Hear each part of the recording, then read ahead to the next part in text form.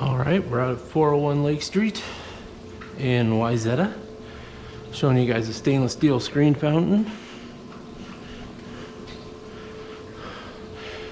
Going to be going through all of the operations of the fountain and little things that might need to be tweaked in the future.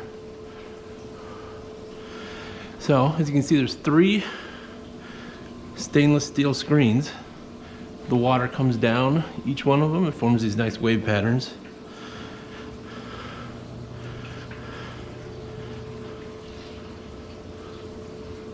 Which looks pretty good. This is one of the better looking fountain designs in my opinion. So let's take a look. Take a look at the mechanics. Right here we've got the waterfill assembly. This is just a basic float valve. You can see there's just a small amount of water coming in right now. When I manually lower it, you can see it's coming in quite a bit. And that will automatically shut off once the water level gets high enough to completely close it. If you look down in the tank here, there's a hose bib to clean out the tank and help add water to flush it out faster. And then there's the main valve, is this white handled one right here. And that should be about 90% closed so that this does not come out too fast. That's the main thing we don't want there.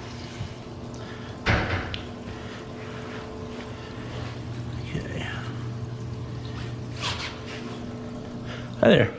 Oh, are you the owner's rep? Yeah. A meeting? Oh, okay. Ben. I just make a little video on the operation of the fountain. Perfect. Just in case you can show it to a maintenance guy later on. And or if I get fired and somebody else. well, that's you're not going to work here for next 30 years. It's kind of trippy to look at. When you're this close, it is. Yeah. I really like these because it shows the wave. It's like waves crashing on a beach. Agreed. So, all right, well, I can just start showing you this stuff too.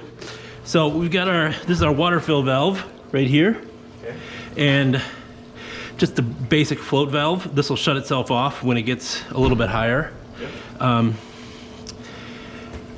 And there's a garden hose attachment right here, if you ever need to hook up a garden hose to it. When would we need to do that? In case you wanted to flush out the system faster, or honestly, it's really, for me, I really use it just for filling the system faster. Okay. So like when you drain it, opening that will fill it in 20 minutes instead of, 3 hours by that. Okay. So that'll just happen much faster. And then the next couple things we have our motor, which is sitting down right below this pipe right here. It's a Metalla, I think a 5300. And this little white stuff right here is our pre-filter. This acts as help screen any large debris from going into the pump. Okay. And this will pick up most everything. This maybe would be cleaned out once every 3 months or so, somewhere around that time frame. Not very often. And how do you clean it out? You can this just lifts right out. It's just this stuff right here. So just lift it out, maybe take it down to the garage and just spray it off with a garden hose. Would take care of that. And then the water goes from there into this filter right here, which I'll show you how to clean that in a little bit. But this stops any fine debris from collecting, from going through the system, through the jets. Because the main concern with these is, what I've had happen in the past on similar fountains is that dust forms like a slimy white, kind of greasy thing. And it can get clogged in the jets, and then you have to go up and manually stick something into the jet to get it to come out. Okay. And yeah, there was one that we did down in Lakeville like 15 years ago, and they were going up cleaning out like 150 jets about every other week. Okay. And that's what we really want to avoid with, by having this guy in there. And that's just comes off with the, you see, it just connects with the clamp balls. And I'll show you how to do that in just a second. And then we've got our UV assembly. It's kind of hard to see. the UV assembly sits down right below here. Okay. And if you look closely, you can see blue and green lights coming out of it. Okay. Those lights basically tell you that the system is on.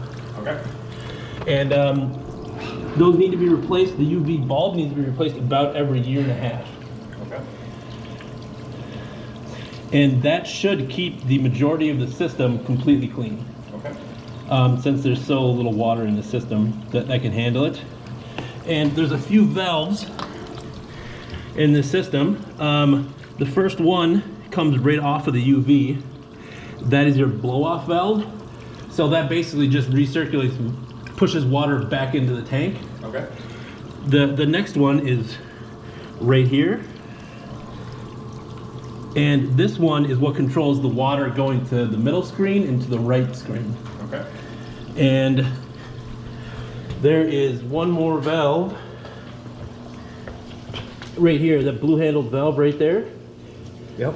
That controls the amount of water going to the screen right here. Okay. And you should really never need to adjust those. Those are set now, so I don't think you'd ever have to touch them, but just so you know where they are in case somebody gets in there and messes with them. Is there a tick mark that you can add on that somehow to be able to show where it's lined right now? You I know it's know, underwater, if it were dry, I put Sharpie marks on them, but that would be gone in a month. Oh, what? Yeah, in a submersible, yeah. Especially when there's a little bit of chlorine in there, it eats it up. Okay. So other than that, there is our drain valve and standpipe right here. So that blue handle is our drain pipe. Okay. And this guy right here is our standpipe. What I do, rather than trying to open that valve, is I take a screwdriver and just open up this rubber clamp all right here. Okay. In order to get it to drain. It's just a lot easier than trying to get your hand behind there. Yeah. So it's pretty easy to do. So let me get up here.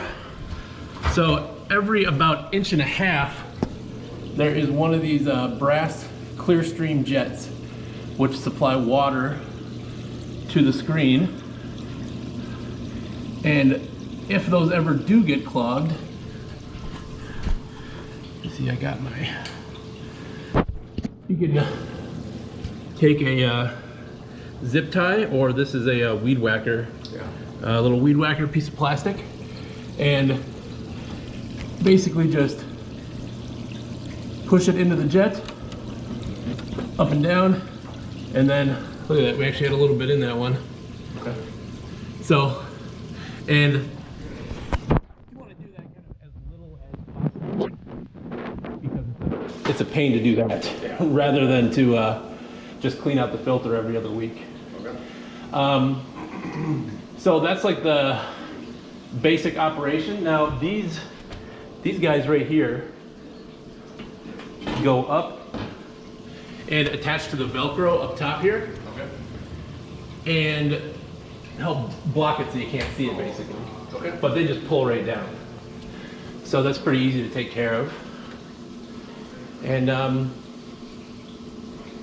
yeah, secondly, so the screen here, you can see those these guys right here. Yep. Those are magnets, which combined with the magnet on the back, squeeze that stainless steel plate up against the screen and force the water to attach to it. Okay. So if those ever come off or something like that, if those ever, like somebody comes along and just throws them all off, you have to put those back on. And what would happen is, instead of water attaching to the screen, it would drip down straight into the tank and cause splashing. Is there a way to make them more uniform or conceal them with another piece of stainless on this side? Not in the plan at the moment, unfortunately. I don't really like that they're visible either. The basic operation of our filter here is water is constantly being pushed through here and being collected on a stainless steel piece. So I'm gonna disconnect the pump and we're gonna get a little bit of splashing with water just falling down rather than being pushed up against the screen. So let's take... And how often does this need to be done? The one down in Lakeville that has the same setup, they do it every 2 weeks. And they really don't have a problem with stuff getting caught up in the jets anymore. I was down there maybe 4 months ago and he said he hadn't cleaned them out in like 10 months. Okay. Which compared to like every 3 weeks they were cleaning out all those jets is a huge improvement. Okay. So just loosen your clamp balls. And this will come off. I'm just gonna dump the water out of here. And you wanna dump the water out in this direction. Because it has a backflow over there. Yeah, exactly. If it backflows the other way, you can see it's already caught a good amount of, or a small amount of stuff in there. Yeah. Probably just a lot of construction debris, stuff like that.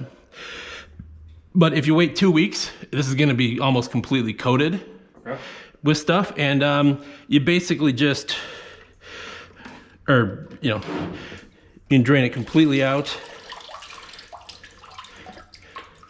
Drain it completely out and then remove this union here.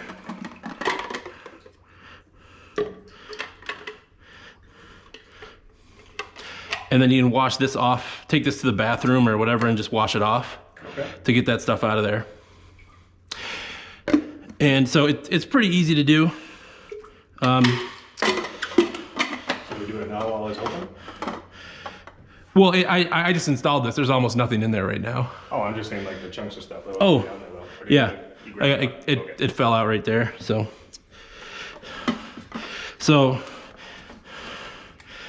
Just tighten that back in.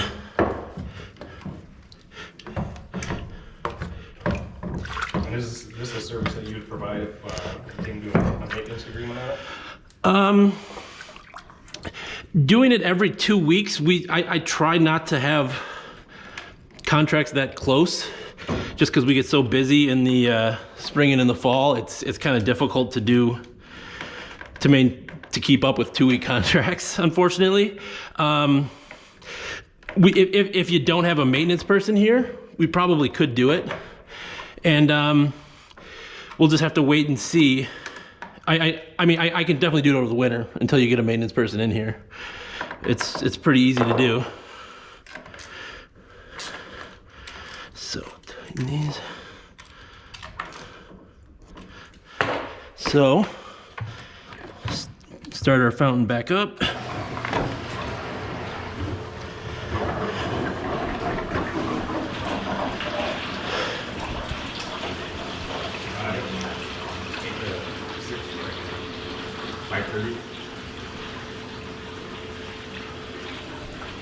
What is going on?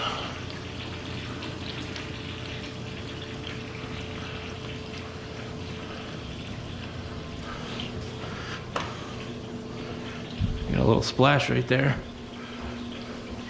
Check, make sure there's nothing here.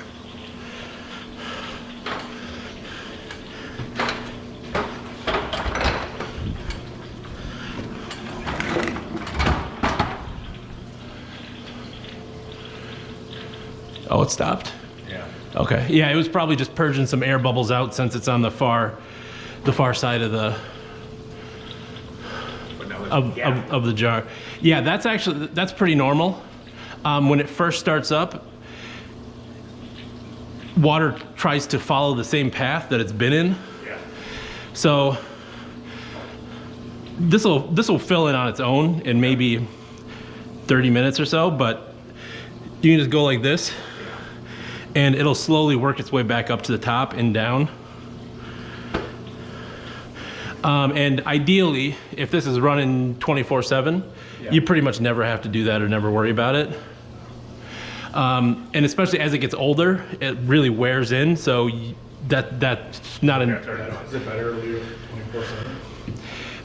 I would say most of these are better to leave 24/7. The only issue I have is with this one is it's kind of so new, and if there is a problem with that upper piece right there, if that happens when nobody's here and it drips for 12 hours and then somebody comes in the morning and there's, you know, a giant puddle and right on the floor here, that's a pretty big problem. Dale, I don't know, do you know if, I'm assuming there isn't like a floor drain on the subfloor on here? Okay, I didn't think so. Yeah, exactly, which is obviously what we really want to avoid. But what would be the comfort range of, okay, they run it from 8 to 6 every day for a couple of months and then turn it on 24/7 after that, or what's the Yeah, I mean, as long as, I would say like 8 to 6 or probably maybe even 9 to 5, just, I want to make sure that people are here. Yeah. Because that's just such a variability that if it does happen, it's going to cause a huge problem, which obviously we definitely don't want. Yeah, it's just a 95 minute start. Okay. And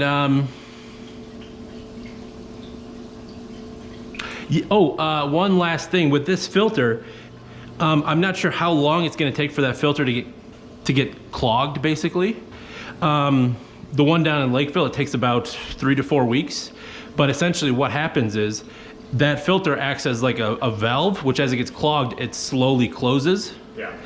And so these jets will get slightly less and slightly less and slightly less water until you'll find one of them isn't spraying up against the screen, it's just dripping straight down. Okay. And that'll be the guarantee that the filter needs to be cleaned out, which you don't really want to happen, but you know, it might happen, and that'll tell you if it needs to be 1 week instead of every other week, basically. Oh, and I want to show you, so if you take a look at the screen, the way that these are done, there's bolts welded into the bottom of the tank, or threaded rod welded into the bottom of the tank, and there's nuts which basically we tighten down in order to get the tension on these screens. And there's, I think, 5 of them in this front screen, and the biggest one that you can see is right here, where you can see it's tight here and it's tight here, but it's a little bit loose in the middle, so it forms a little bit of a bow. Yeah. That'll take care of itself over the course of a couple of weeks to maybe a month or so. And then you can see there's a lot of water coming down the side right here, and there's a lot less right here. That'll happen as it just kind of detensions itself over time. That's not really something that you really need to worry about too much. Is there a reason that there's the gap in between them? Manufacturing wise, they only make it, I think this one's 5 feet wide. I think this is the biggest that they make. They definitely don't make it the full size. That's why there's 3 rather than just one gigantic one. Like a 1/4 inch gap instead of an inch gap. Oh, sure. Why that gap isn't smaller? Yes. You'd have to ask Matt about that. Okay. He's the one who designed it. Okay. I kind of assume he was a little worried about these not lining up perfectly, which they aren't. They're a little bit. They're obviously the same at the top and at the bottom, but in the middle, they jog a little bit. So, I'm assuming he did that for that reason. Okay. And the cover that goes on the tank is downstairs. I'm gonna bring that up right now, and it pretty much just sits inside of here. Okay. And I'll put these back on, and Good to go. after that we'll be good to go. Yeah. I gotta keep coming down now. Oh, shit's too low. Oh, like I said, the only time that you should have splashing is when it turns off and on. When some of the water is just going to drop straight down. That's the only time that should happen. Other than that, if you have splashing, Do you have an issue? yeah, you have an issue. So that's basically the key to take a quick video of it and send it to me and turn it off, basically. Sweet.